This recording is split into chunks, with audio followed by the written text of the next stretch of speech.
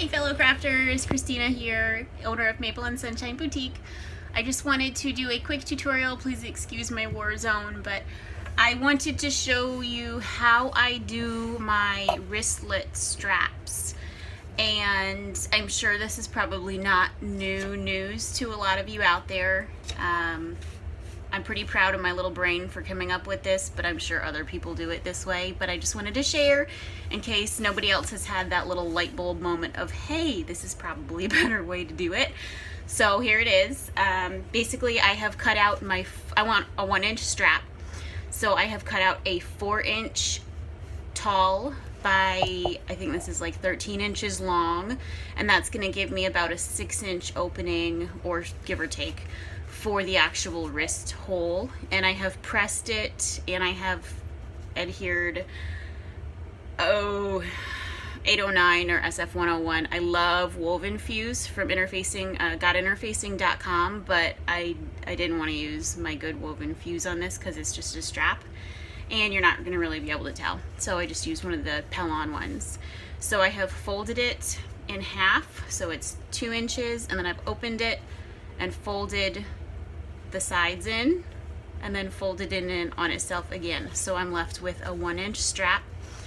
If you have specific fabric like I have here, I had to be very careful of my placement because I wanted the writing, and I just got really lucky that this lining lined up with right about 1 inch. So when it's folded over on the hook, you can see the cool pattern on the outside. So what I'm going to do now that I have it folded up, I'm going to take my 1-inch hook and put it through. Now that I have this on, I am actually going to unfold these pieces, make sure it doesn't get twisted, and put them right sides together. And then I'm going to go ahead and turn my machine on, plug my machine in. Bear with me, folks. I'm here. I apologize for my lack of preparation. Okay, machine is plugged in, machine is on. We had some really bad thunderstorms last night, so I unplugged everything just in case. So I'm just gonna do a 1/4 inch seam allowance and stitch right up here. The nice part about doing it this way is that you lose, oopsie, my bad.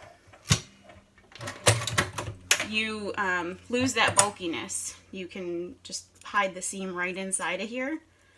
Of course, I don't have my iron on, but you're going to want to press this seam open. I'm just going to press it open with my fingers, and you're going to fold everything back up together. Let me press this seam open with my fingers as I fold it in.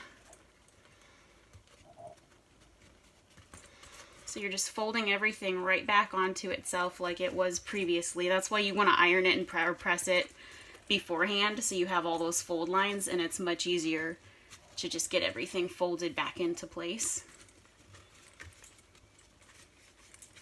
I used 809 on this, I think. I probably should have used SF101 or woven fuse because it's a bit bulky. And then all you're going to do at this point is, now that you have it, you have your clip on here and a nice finished seam, so you don't have to fold it over and be super bulky. I'm just going to put this back in. I'm actually going to turn it inside out so that the part you want, the ugly part you want on the inside, is actually now on the outside. And I'm just going to top stitch all the way around on both sides. I'm going to start near the seam so you can't really see where my reverse stitch is.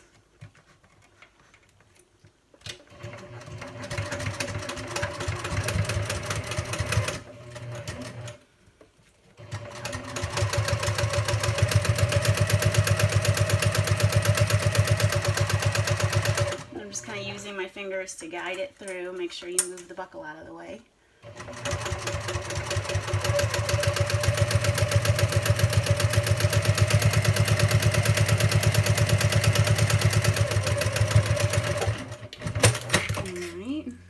Turn it around and do the same thing on the other side.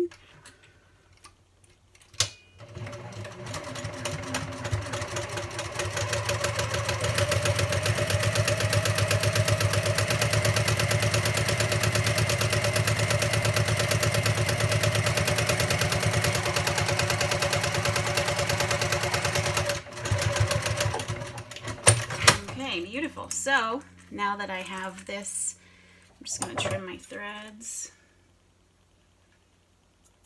My hands will cooperate with me this morning. Okay, and I'm going to turn it back to the side I want to be showing for the strap.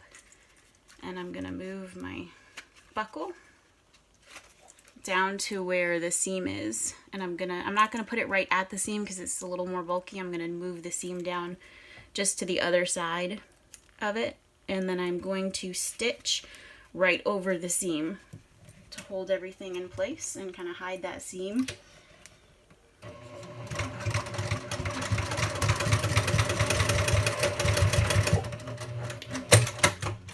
And there you have it. I'm gonna trim those threads, but you have your less bulky hidden seam wristlet strap. Hope this was helpful. Bye.